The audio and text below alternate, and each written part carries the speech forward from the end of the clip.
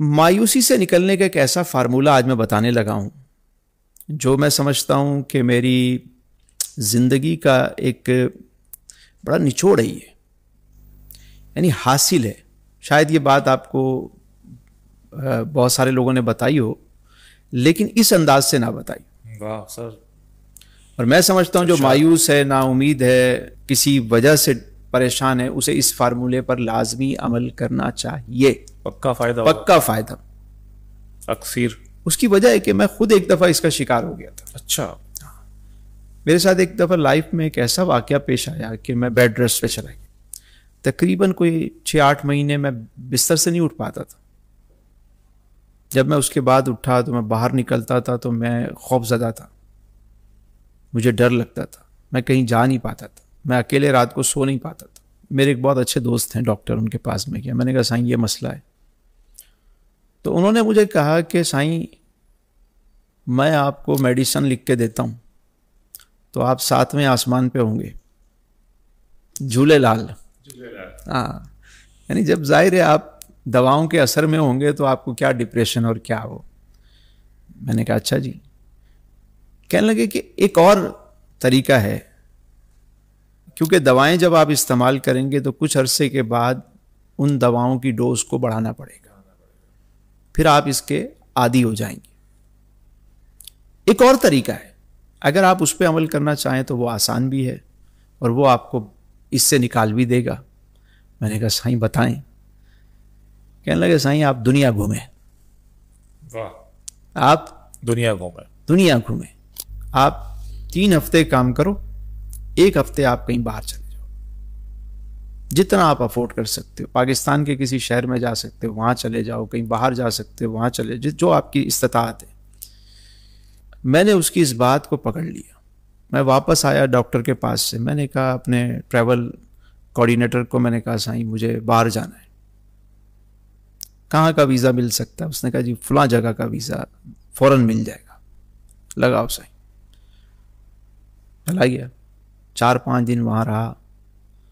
ना मुझसे किसी ने ये पूछा कि तुझे क्या हुआ था, डिप्रेशन में क्यों। यहाँ तो हर बंदा मिलने आता था कि ये वाकया क्यों हुआ, कैसे हुआ, बता बता के वो चीज़ें रिकॉल हो के वो नक्श हो गई।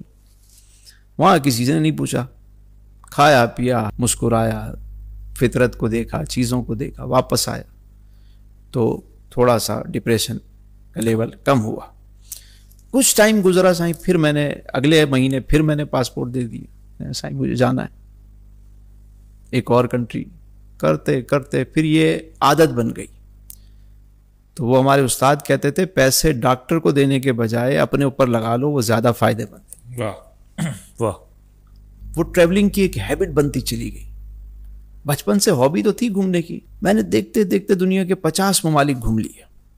क्या बात है। और उससे क्या हुआ, मुशाहिदा बढ़ा, उससे तजर्बा बढ़ा, उससे एक विजडम मिला, एक दुनिया को देखने का मौका मिला। फिर मैंने नियत कर ली कि अल्लाह की बनाई हुई इस कायनात को सब कुदरत मौका दे तो मैं पूरी दुनिया ही घूम लूँ। तो ये चीज़ें चलती रहीं और मैं उस चीज़ से बाहर आ गया।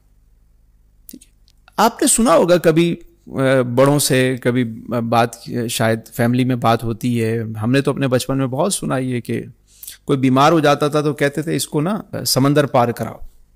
आपने सुना होगा, इधर हवा लगवा दो, हवा लगवाओ, इसको जरा समंदर पार। हमारे कराची में तो केमाड़ी से मनोड़ा ले जाते थे। हाँ हाँ, पानी से गुजारते थे। बिल्कुल बिल्कुल बिल्कुल। तो मैं एक दिन बड़ा गौर करने लगा इस बात पे कि ये क्यों कहते थे लोग। क्या दूर की कौड़ी लाया आप। वाह। मैंने एक दिन मनोड़ा पे बैठ के इस पे गौर किया कि कश्तियों पे लोग आते क्यों थे यहाँ पे। तो जब मैंने वहां साहिल पे बैठ के मुझे बात समझ में आई कि जब एक आदमी घर पे बिस्तर पे पड़ा हुआ है, वो मायूस है, ना उम्मीद है, उसको किसी ने उठाया, कहा चलो जी, गाड़ी में बिठाया, किसी तरीके पानी, कश्ती, समंदर, आबो हवा, चीजें देखी, उसकी तबीयत में बेहतरी आ गई। बेसिकली वो आबो हवा चेंज होती है तो इंसान के अंदर एक खुशी का एलिमेंट उसमें शामिल हो जाता है। और मैंने इसका मुशाहिदा भी किया बहुत दफा।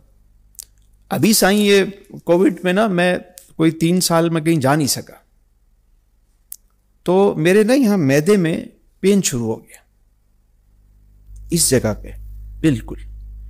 हर वक्त मैं यूं हाथ लगा के बैठा रहूं।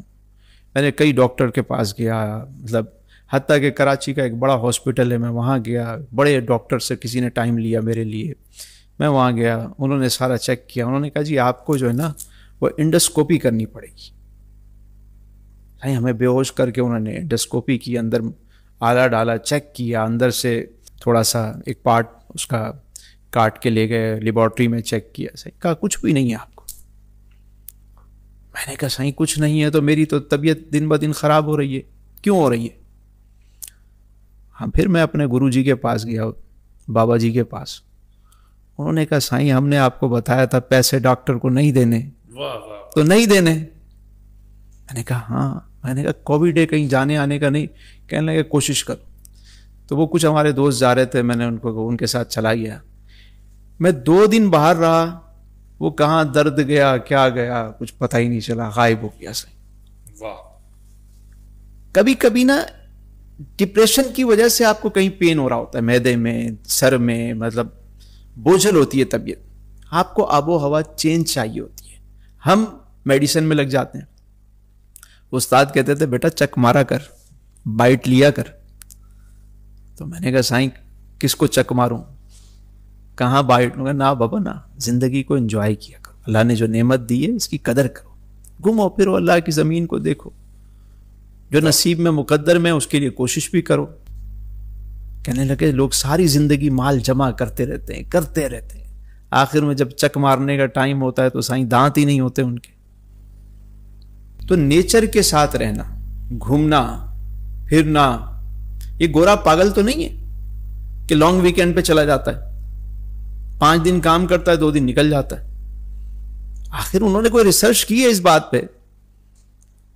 हमारे मुस्लिम ताजिर जो थे वो सफर करते थे, तिजारती काफले चलते थे, हम जहां पैदा होते हैं वहीं मर जाते हैं। तो ये जो मसाइल हैं इनका हल भी है कि जरूरी नहीं कि आप किसी बहुत बड़ी कंट्री में जाएं, किसी गांव में जाके 2-3 दिन गुजारें, नेचर में रहें। आप देखिए इस्तिताअत के मुताबिक, अपनी इस्तिताअत के मुताबिक, और कुछ नहीं तो यहाँ साईं सीवियों पे जाके 2-4 घंटे बैठ जाएं, पानी को देखते रहें, तबीयत में बेहतरी आ जाएगी। ये लहरों का शोर जो है ना आपको जिंदगी के शोर से निकाल के ले जाएगा।